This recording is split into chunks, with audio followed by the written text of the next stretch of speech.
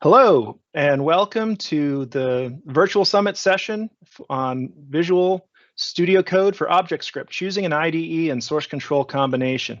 My name is Ben Speed. I am the manager of the Application Services team within InterSystems. We are responsible for using our database platform to build in-house applications, and therefore we are put in a similar position as many of our customers as users of the technology, trying to make our development teams as efficient as possible and using the tools to help our business succeed. Today, we're going to cover the progression of development best practices. We're going to spend some time discussing shared versus private development instances based on the InterSystems database platform.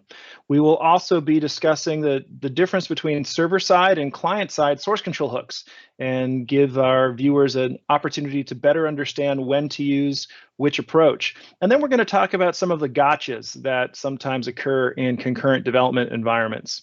So hopefully at the end of this, you'll receive the benefit of being able to choose an IDE and source control approach that's most appropriate for your team and for your project. So the first thing we will touch on briefly is the fact that development best practices really do lie on a continuum. There's options to improve upon the step that you are currently on and hopefully continue moving along that line of best practices.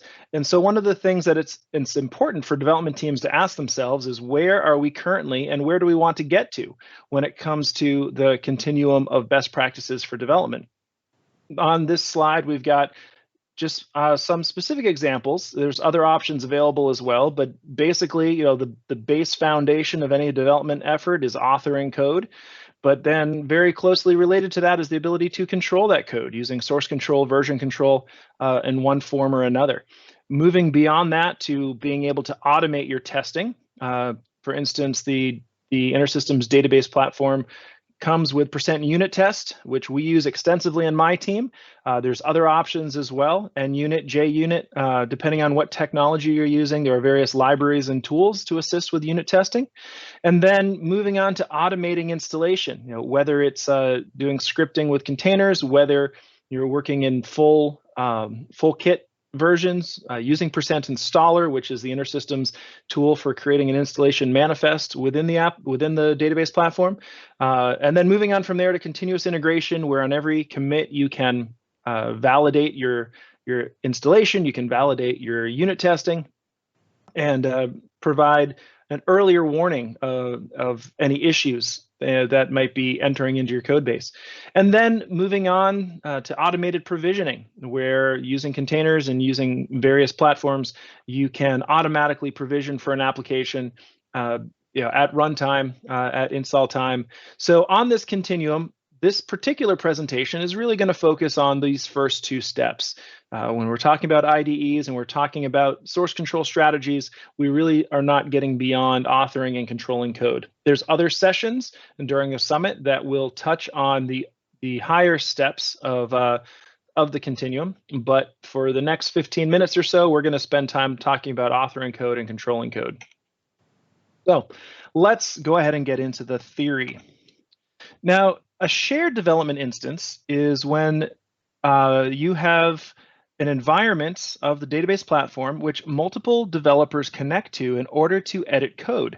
And the reason that this is used often historically within InterSystems technology is because there can be a pretty high level of complexity for both the configuration and integrations with other systems. And it's often difficult to easily create private instances where developers can be isolated from each other, but still have the full functionality of the application and of the system.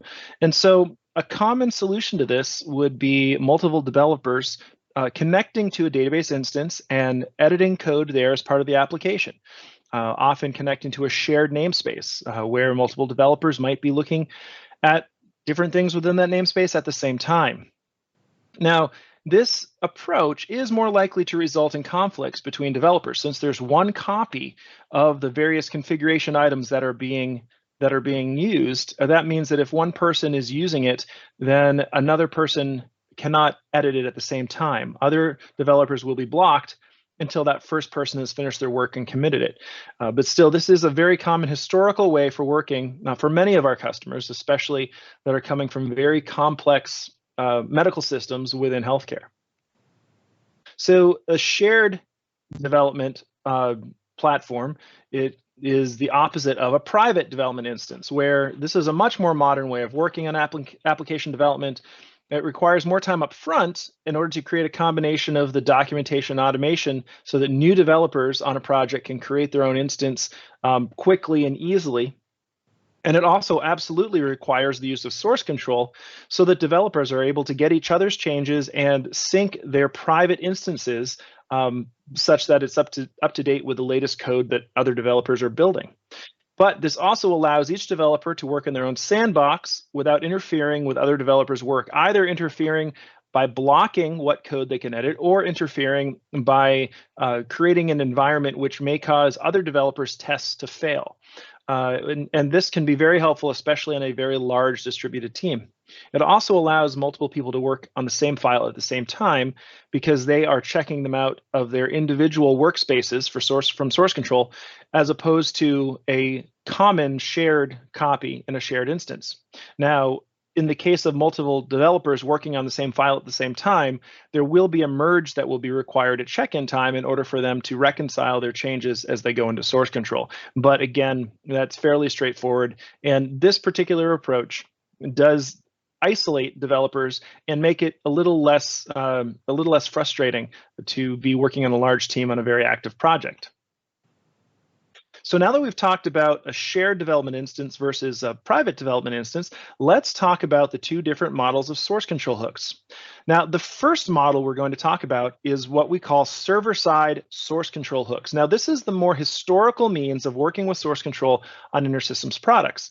With a server-side source control hook, essentially you have your IDE that's working against the database where the source is kept. And source control is typically on the file system. So our legacy IDE, Iris Studio, worked entirely on the server-side model. The source was edited and the source control hooks fired always from the server. So the machine that Cache or Iris was running on, as opposed to the machine where Studio was running. So this means that any developer connecting in would be working against hooks firing in that shared instance. Source control files are managed on the file system, and this approach allows multiple developers to work on a shared development instance and source control hooks to manage item ownership. So again, this enforces the ability to not lose source due to multiple people editing at once, but it does block editing once one person has started to edit a configuration item. Now, a small number of example Studio hooks are available. Nothing is supported by the major SCM vendors, source control management vendors, and the hooks are configured within the namespace. Nothing is needed to be configured in the IDE. So Studio or VS Code can just connect to an instance, and if that server is configured with source control hooks, it will just work. Now, as opposed to the server-side source control hooks, the next step or the next option to look at are client-side source control hooks. Now, this is the more modern means of working with source control. Most IDEs just assume client-side hooks, which essentially means that VS Code, in this case, will manipulate files on the local file system, not on the database server, and that manipulation interacts directly with the hooks that are tied in with VS Code. VS Code supports a wide variety of client-side hooks out of the box, for instance, Git or Perforce. These hooks are broadly used around the world. Each developer must configure their own local client-side hooks and manage their synchronization for the private development instance. So again, you are working in your IDE, and it is changing files that exist in your local development workspace, files local to your machine. So let's put all of this together. Now we have on the vertical axis, we've got private development instances up top and shared development instances on the bottom. And then on the horizontal axis, we have our server-side source control hooks on the left and client-side hooks on the right. Now, these combinations will dictate which IDEs are an option for you. So first of all, Studio, the InterSystems Studio IDE, that, again, is only server-side source control, which means if you want a private instance using server-side hooks or a shared instance using server-side hooks, that IDE can support either of those models. Now, VS Code is by default a client-side source control IDE. And so that means that, again, the more modern way, the default means of working is you install an instance of the database platform you want to work against, you install VS Code, you configure it to work against that instance, and then you configure your own local client-side source control. Now, with the release 1.0 of the InterSystems Objectscript plugin for VS Code, we now fully support server-side source control hooks, which is exciting because that means that that customers that are already have a mature model that's centered around server-side source control, whether it's doing it in private instances or in shared instances, they can immediately leverage the Objectscript extension in order to now leverage those same server-side source control hooks and not have to deal with source control within VS Code. So everything is maintained on the file system of the server that you're working against. Now, I would like to highlight the fact that you need to avoid this fourth quadrant. You need to avoid trying to use client-side hooks against a shared development server. And we will talk more about that in a moment. But the other three models, a private instance using server-side hooks, a shared instance using server-side hooks, or a private instance using client-side hooks can be used, and the left-hand side with VS Code or Studio, and the right-hand side is exclusively using VS Code with the InterSystems Objectscript extension installed. All right, so let's talk about that, why we want to avoid that fourth quadrant. Why do we want to avoid doing client-side source control in a shared development namespace? Now, let's just talk through a scenario. We have two developers that are working on different projects against this shared namespace. Now, their workspaces are local on their laptops inside of VS Code. However, they're connecting to the namespace for compilation, for testing, and so they're both interacting with the same namespace while their source control is local to their machine. So developer 1 checks out file B and makes a change to it. And that file gets pushed to the namespace in order to be compiled and tested, etc. Now, let's say developer 2 makes a change to item D, and they push it into the shared development namespace, and in order to test compilation and test the functionality. Now, let's say developer 1 now goes to start working on F. With F under their control, they make some changes and they push it to the shared namespace in order to test out those changes. Now, developer 2 also wants to work on F, and because they have separate source control workspaces, they can check out F locally. There's nothing blocking them unless the source control system is set up for exclusive locking. There's nothing blocking them from being able to check out F, make changes, and then push it into the shared development namespace. Now, they may get a warning that says, your version is out of date, but they still want to make sure it compiles. They want to make sure that they can test what they're doing. And so they go ahead and override the warning and push F into the shared namespace. Now, if developer 1 goes to test, they see, oh, well, my changes to F aren't there anymore. I better refresh the namespace so I can do a more comprehensive test of my changes. And so developer 1 would then take all of their changes from their workspace and just do a refresh, push it all into the shared namespace, and so I can test. In the meantime, developer 2 is testing, and they realize, wait a minute, my testing just started failing. Oh, my changes are no longer there to D, and looks like somebody else's changes are there for F. So they go ahead and push their changes back because they need to do their testing. And the end result is there's frustration of the different developers involved, and the namespace is always in an indeterminate state, because it's impossible to know who has pushed what in and what those diffs are. And if it were to be a shared development with server-side hooks instead, you can at least see who has files checked out, and you can even diff them on the shared dev namespace because the source is there, the old source and the new source, and so you can use your tools to diff them. In this case, it's just a staging area for compilation and testing. There's much less information, and it's much more frustrating.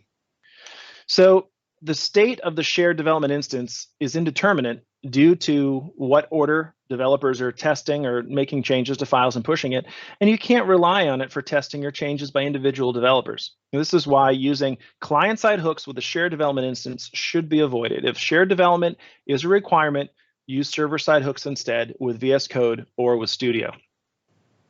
All right, that's this scenario, server-side hooks with a shared development instance. Here, the common namespace, the shared dev namespace, is kept in sync with the shared workspace because the workspace is located on the machine that's running the database platform. Now you can have developers connecting either through legacy IDEs like Studio or new IDEs like VS Code, and they're able to make changes and check things out and continue with their work. So in this case, developer 1 makes the change to B, and the hooks will update the workspace with developer 1's change, and then developer 2 will make a change to D. Again, it gets updated locally. Developer 1 will make a change to F, and that will update the workspace as well. Now, developer 2 goes to make a change to F. They're blocked. They're blocked because F is checked out by developer 1. In this case, server-side source control hooks enforces concurrency of the checkout of the various items, which means while developer 2 has to learn some patience, at least developer 2 is not going to be stepping on the testing work that developer 1 is doing and vice versa. So that means, and developer 2 will also know who has it checked out. So developer 2 can communicate with developer 1, who checks in their change into source control, which frees up the lock on that, and now developer 2 can check it out and make the changes that they need in order to do their testing and proceed from there. So server-side source control hooks enables a higher level of understanding of what goes on and consistency. And again, this is a legacy way of working because of complex systems, but it's very important to many of our customers. And so it's important to know what model to use. Now, the great thing about using source control is ultimately source control is the arbiter of who owns what and what should be in the source and what should be in the application. And so once you have source control in play, you can actually have a hybrid of multiple development models. And so you can have developers that are working in a shared namespace against server-side hooks. You could also have developer 3 working in a client-side manner against their own private instance, and their workspace will be kept synchronized with source control. And you can even have developer 4 maybe running a Talier, our older IDE, that is connecting to another namespace using server-side hooks. And all of these workspaces can be kept in sync via Perforce or whatever your source control system may be. We use Perforce internally. And your source control system can act as the arbiter of those changes, forcing people to merge as required when required. I will note that the VS Code Objectscript extension uses the same REST API that Atelier does, so the same protections are in place for server-side source control hooks. All of these tools can be used concurrently as long as you're using them in the right way with the right configuration. A quick note on the importance of baselining. So when we're working, again, in a mode where source control is king, we have to understand that source control needs a known starting point. Otherwise, things like reverting a change will not work. And so it's important to understand that if there has been work that's gone on outside of source control, you need to start by baselining or taking everything in your database, all source, and exporting it and putting it into source control as your starting point, and then source hooks can be used from there. This applies either to server-side source control hooks or client-side source control hooks. Few options for this. There's a project on GitHub called Cache UDL. There's a baseline export method in our Studio source control ISC class that ships with IrisLib. You can create your own. There's APIs to export configuration items. So it's important to understand this as a starting point, especially if you're new to source control and trying to get your project off the ground. Understanding that the preferred mode of working for most people is client-side source control hooks, it is good to see that there's actually still value in server-side source control hooks in that it provides you additional tools for locking down test or live environments to make sure that source is not editable. It gives you tools outside of just pure database level security to actually lock from IDE access what otherwise might become editable for somebody with the appropriate rights. And so this is something that we do on my team. We're using system-wide or namespace-wide flags to lock the source allowing a break the glass type of a scenario where someone can unlock it to make an emergency change, and that change is documented in terms of who's doing it. You can diff, you can debug, you can revert back. This is a very useful tool, regardless if you're using client-side or source or server-side hooks for your development instance. All right, so wrapping things up, ensure that there's parity between your source control strategy, your development environment strategy, and the IDE that you choose for your team. Also, it's important to know that InterSystems Objectscript Extension 1.0 for VS Code is ready to fully support server-side source control workflows. So if you're using Studio, if you're using Atelier, you can, and you're doing server-side source control, now is the time to start looking at VS Code and see if it's right for your team. Next steps. So a few additional sessions on the VS Code for ObjectScript. I would encourage you to check those out, including the server-side source control session, if that's something that you use on your team, DEE 005, and also there's a VS Code experiment lab. Go ahead and check that out and get a better understanding of what's happening with VS Code and the InterSystems Objectscript extension. So feel free to connect. My email on LinkedIn, etc. And I want to say thank you for attending this session. I hope that you received a lot from it, and I look forward to connecting with you online.